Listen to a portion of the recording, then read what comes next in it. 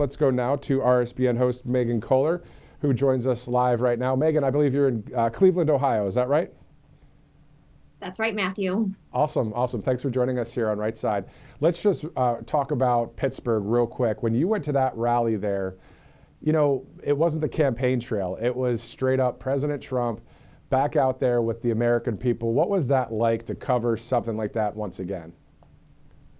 It was really cool to see President Trump in his element, doing deals, negotiating trade deals, negotiating business deals, which is what he does best. And of course, delivering on his campaign promises about buy American, hire American, keeping companies and manufacturing in the United States. And of course, the tariffs are playing into that as well. So he's really delivering on his campaign promises, and people were packed in that plant that day. It was wall to wall packed for that rally. To watch that happen, it was a historical moment for us. And it was really cool to see everybody who has been part of the steel industry for generations, and it's all in their family, their uncles, their brothers, their dad, their son, the grandfather. Like, the steel industry has been in Pittsburgh for so long, and it was just a lovely moment to see them thanking President Trump for their future generations who can also work in the steel industry. Exactly. And then I remember you were interviewing a number of people just before the event as well. I mean, they must have been so happy to see President Trump there on their behalf and helping with U.S. Steel and that Nippon Steel merger. Let's shift also just to some coverage that you did. You were live with us. We did I think it was a recorded interview maybe, when you were in New York City.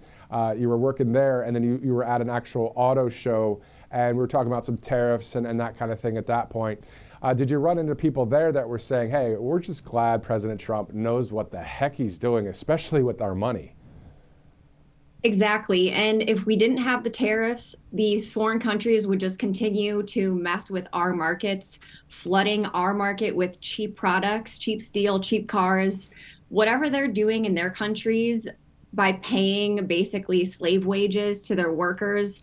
And then obviously that's not ethical in itself. And then they're bringing those products into the US, where we're trying to do the right thing and we're trying to make quality products that are actually going to last. So it just messes up our free market capitalist system. So this was President Trump's way of protecting the United States economy. Yeah, it's great. We want to see on some of the tags on some of our clothing, made in USA, or just certain products, or as many products as possible. And then they won't even be tariffed or, you know, the tax if you just make the product here. Let's shift gears to, you know, obviously we're here in Alabama, you're there in Ohio. We're about to go to Washington, D.C. in a minute to see President Trump. But let's go a couple thousand miles to the southwest there in Los Angeles. And have you ever been to L.A., Hollywood, San Diego, any of that area? And then what is your thoughts about what you saw over the past 5 or 6 days?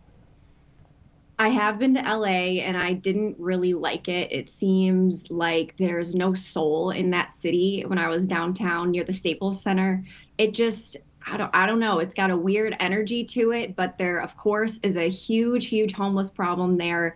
And of course, Gavin Newsom was letting the wildfires run wild recently. So the city was on fire then, and the city is on fire now with the riots. People are burning cars, setting buildings on fire, and the fake news media is still standing there with the background of burning buildings and cars on fire, saying that this is mostly peaceful protests and demonstrations. And we're laughing because we can clearly see things are on fire. So I don't know what's peaceful about setting cars and buildings on fire, breaking into businesses, throwing bricks through the windows and doors and breaking down the doors, looting.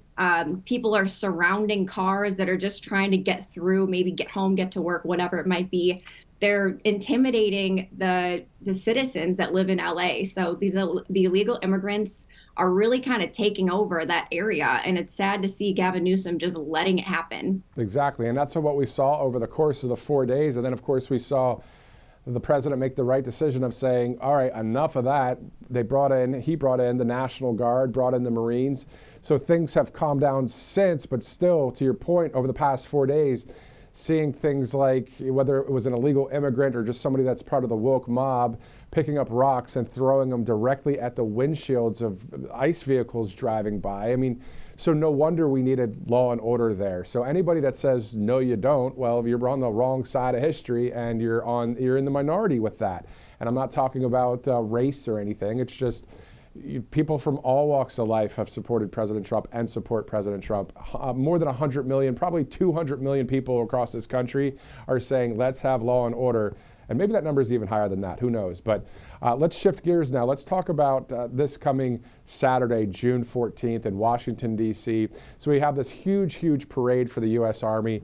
Robert McNeely will be there live. We'll have coverage here on Right Side. But, some are saying, well, oh, there's a few protests that are going to happen. Who cares? If they happen, great, because you know what? If they're peaceful, great, is my point. But the point is, as long as they don't cross the line, right? Yeah, and actually I did see some posts on social media and online. There's a website where they're showing that there are going to be organized protests across the whole US. There's all kinds of major cities that are going to have protests on that day, June 14th.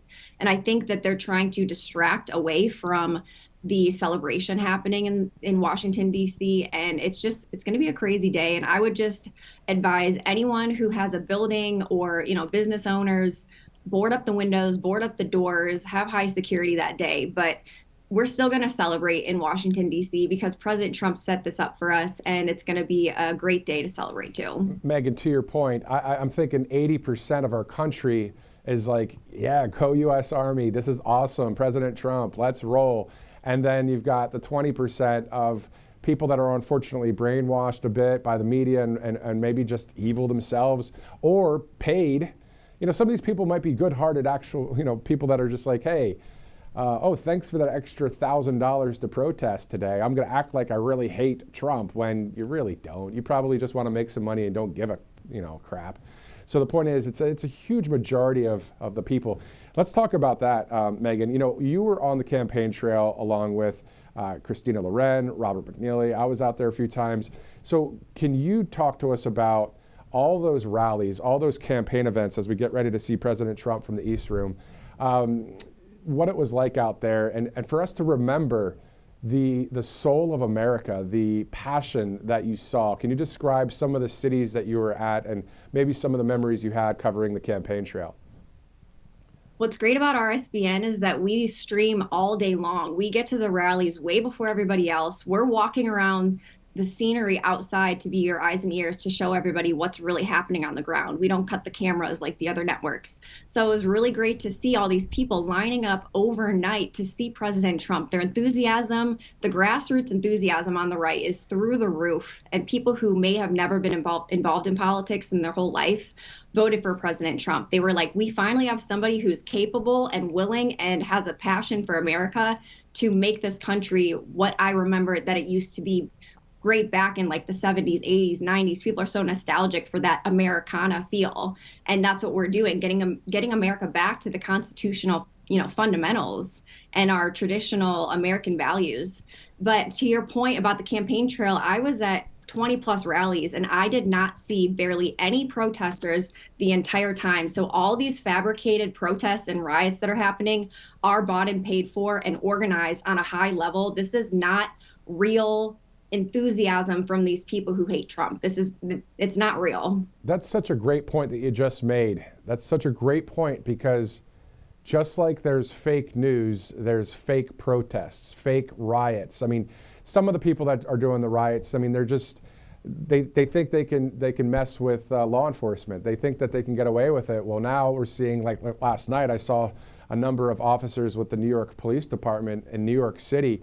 They saw some looting, and the NYPD were sprinting after some of these criminals. So you can't mess with law enforcement. You can't mess with the National Guard. You can't mess with the United States military. This is a law and order administration, and we hope to see more wins into the future. Megan, if you could hold for just a second. It's 11 a.m. Eastern time. There's the East Room of the White House right now, getting ready to go there live as President Trump will be participating in a bill signing about nixing the rules for California EVs, electric vehicles. We'll go to that in just a second. We'll keep you on here, Megan, for a minute. So Saturday's going to be great, June 14th. We also know that President Trump will be traveling to Canada and the Netherlands for two various events. Let's just end with this, your 30,000-foot view of what it's like for you as an American citizen, Megan, to have someone like President Trump being the leader of the free world. Every morning that I wake up feels like I can have peace. I can take a deep breath and say that there's someone who, like I said before, is not only capable, but also willing and able to stand up for America and stand up for what we were built on, the United States Constitution, and upholding that. And also just bringing us back to that nostalgic American country that we once had. And it's really gone downhill really since Barack Obama got in office. And thank God Hillary Clinton didn't get into office. Of course, 2020, things went south with Joe Biden. But with President Trump in office right now, what he's able to do, moving at lightning speed, he's basically breaking records for how much he's getting done for as far as productivity goes in office. It's only been a couple months since he's been in there for the second term, but he's doing so much good for the country, and he's getting rid of these globalist agenda and woke policies, and he's bringing back the America we once knew. Perfectly said. Megan Kohler, RSBN host, joining us live from Cleveland, Ohio. And of course, I believe you're probably a Browns fan. So when you were in Pittsburgh, you couldn't really talk about that, I'm sure, right? Yeah, actually, in the parking lot, there were some people selling Pittsburgh Steelers style shirts and hats, but they said Trump and USA on it, but it looked like the Steelers. And they offered me some, but I said, I'm from Cleveland. Sorry, I cannot wear anything. Even when there was Trump stuff on there, that's a pretty good dedication. Well, hopefully the quarterback there for the Browns, of course, Shadur Sanders. Hopefully he does well. I am rooting for him as he's a great dude, and hopefully he kicks some serious butt there in Cleveland. Megan, thank you so much for joining us. Thanks, Matt. Have a good day. You too. Thank you.